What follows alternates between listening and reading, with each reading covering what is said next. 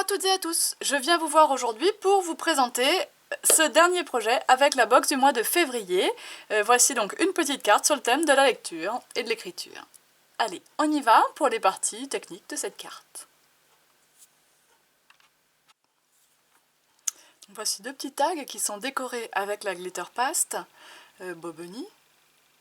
Ici, j'ai d'abord utilisé mon pochoir nuage donc dans la box que j'ai posé en bas de mon petit tag. Je l'ai ancré avec les encres Distress. Alors j'ai pris une encre rouge et un doigt de mousse que je range dans ma jolie boîte faite par Laetitia. Voilà, merci Letty, grâce à toi j'ai trop la classe. Vous pouvez voir son tuto d'ailleurs, ça remonte il y a quelques mois maintenant, mais vous pouvez retrouver ça sur sa chaîne. Donc j'ai mis mon pochoir nuage en encre Distress rouge, puis en me mettant devant une lumière, j'ai bien aligné les pointillés avec les bords de mon nuage, pour voir le rouge en transparence en fait. Je me suis mis devant une lumière, c'était plus facile. Et j'ai appliqué ma glitter paste avec une spatule métallique de façon à faire apparaître la petite couture. Et ici, j'ai appliqué mon pochoir bulle, le côté où il y a la pointe en haut du tag. Et j'ai appliqué ma pâte à structure directement. Hop. Je peux repercer.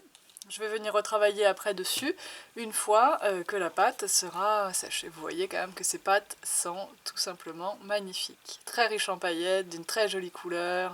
Voilà. Et elles sèchent très vite parce que finalement on en met une couche vraiment très fine et on a quand même la couleur malgré cette couche très fine. D'où le fait que ça sèche vraiment vite. J'ai pris la moitié d'une page A4 en bleu turquoise que j'ai coupée en deux et que j'ai pliée en deux. Ce qui nous fait une carte de 10,5 par, donc de 10,5 par 14,8 à peu près, un format standard de carte. Et j'ai coupé un matage pour aller pile poil dessus, qui mesure 10,2 par 14,6. Voilà, j'ai simplement enlevé 2 mm à mon matage. Et donc je prends mon encre vintage photo et je passe les bords.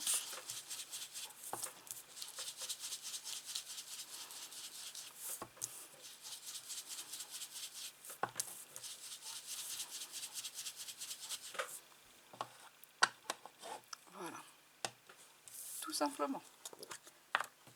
Alors je vais maintenant réaliser mon tampon livre avec de l'encre Memento marron. Je vais réaliser deux fois mon tampon, une fois dans une chute de papier bleu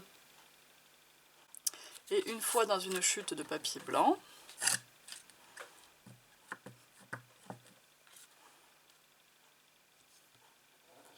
Alors je vais colorier cette version dans le papier blanc et je vais découper autour ensuite. Et ici je vais découper en laissant un bord d'à peu près 1 mm autour de l'image.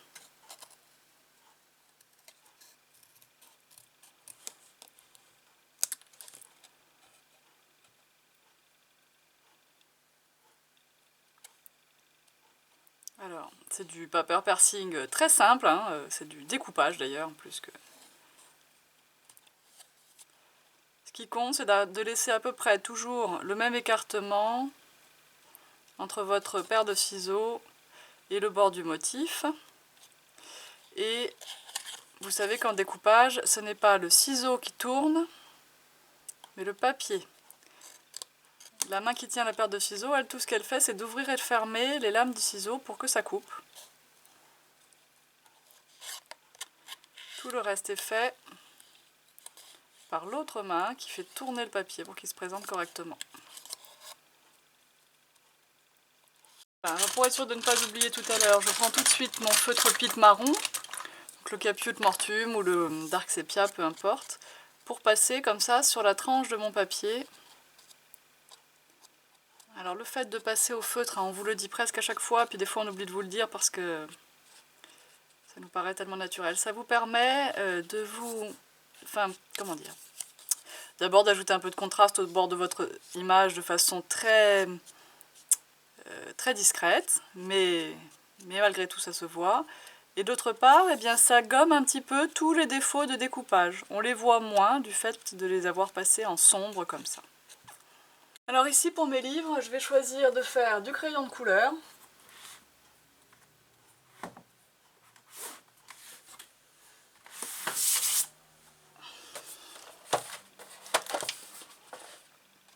Et on va rien faire de très compliqué.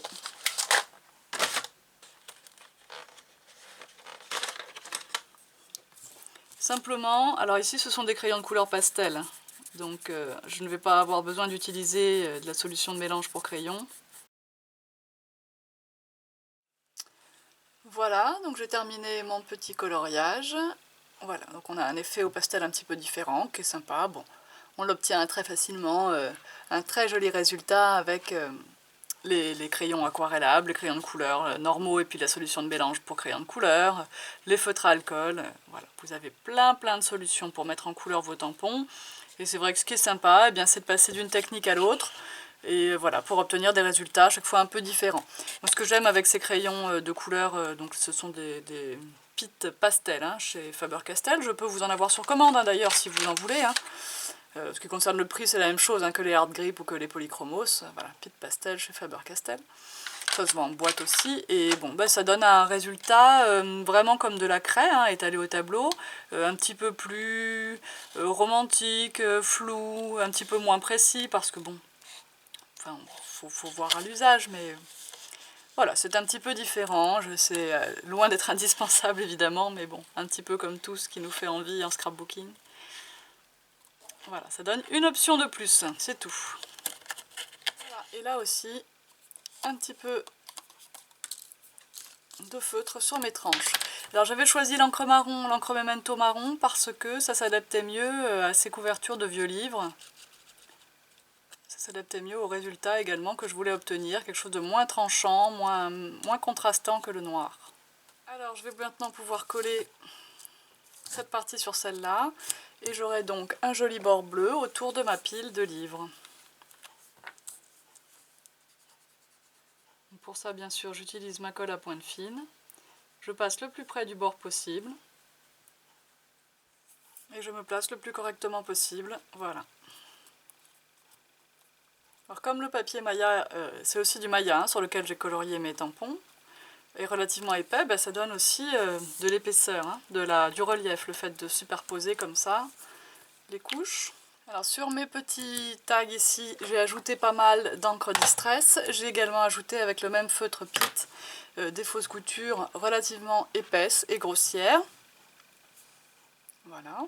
Et je vais maintenant ajouter un petit peu d'encre en spray pour leur donner un côté brillant mais pas pailleté. Donc cette fois, j'ai envie d'ajouter un petit peu de doré.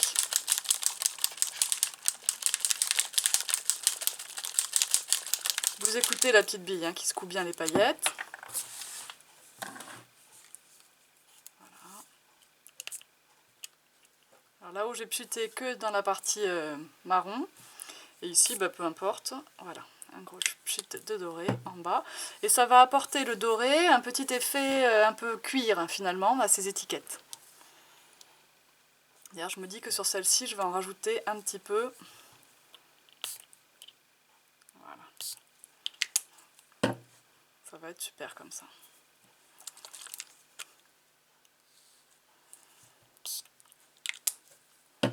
Et ça, on va le laisser sécher tranquillement. Alors ici, pour les tags, je veux leur donner un petit peu de relief en les posant donc sur un bout de papier. J'ai pris le bleu, c'est une chute encore une fois, hein, bleu marine à pois bleu clair. Et donc je vais coller mon tag ici, comme ceci. Et ensuite, avec ma paire de ciseaux, je vais venir reproduire la forme du tag à peu près à 2-3 mm du bord du tag. Alors voyons, tout simplement, je vais placer ma colle ici, sur ce côté de mon tag.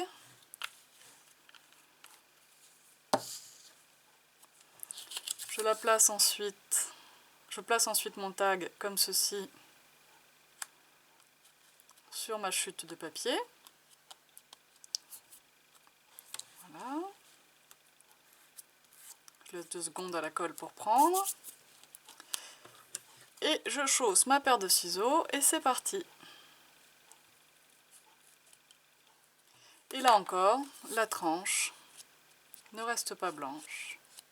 Alors voici le montage de la carte. Donc vous collez tout simplement avec votre colle à pointe fine Stamperia le fond de carte sur la base de carte en respectant bien les écartements. Donc vous voyez qu'il y a autant de bleu à droite, à gauche, en haut et en bas.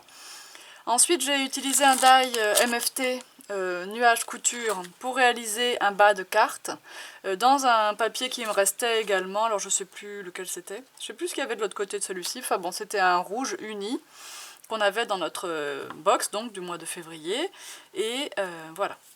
J'avais cette perforatrice réalisée dans du papier déjà Maya turquoise parce que j'avais idée au départ de le mettre dans le petit album bloc-notes. Bon, c'était déjà découpé, je me suis dit que j'allais pas la laisser en reste, j'allais l'utiliser, donc je l'ai collée en bas.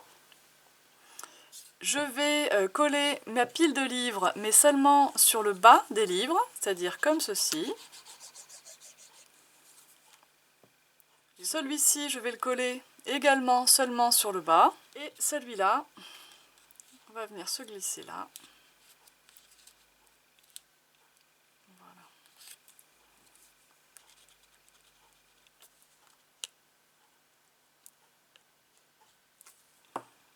Comme ceci.